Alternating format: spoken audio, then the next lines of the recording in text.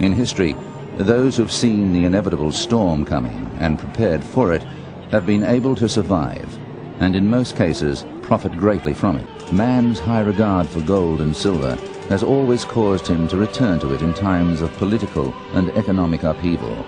Holding some gold and silver is again today the #1 preparation strategy. Gold is the only real money. Everything else is just a promise to pay it. So if you want real money, you should have it in gold and silver, in precious metal.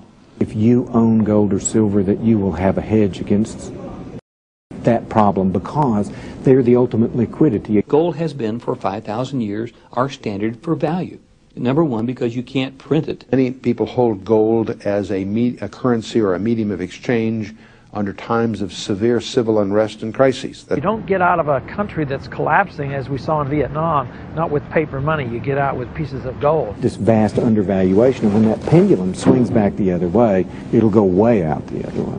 The eventual price of gold is not going to be $400 an ounce or $500 an ounce. It's not going to be $1,000 an ounce. It's going to be $20,000 an ounce or $25,000 an ounce or $45,000 an ounce before it stops. Whenever there's been a crash, gold and silver have always gained in value. You will be able to acquire anything that you want to if you have a supply of gold on hand. When things start to crash, if inflation takes off, then people have enough recent experience with gold and silver reacting positively to higher inflation rates.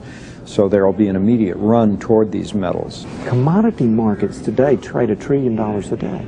Their hedge funds worth many, many billions of dollars. So it's a minuscule amount of silver, and gold, of course, is true for gold. And when everybody tries to rush in there at once, the price has to just skyrocket to clear the... Over 6,000 years of recorded human history have painted a grim but provocative picture. The civilizations that have risen and fallen tell an age-old story that when the time-proven principles of sound money and economics are abandoned in favor of valueless currency, uncontrolled spending, and crippling debt, without exception, the civilization and its unsuspecting people always pay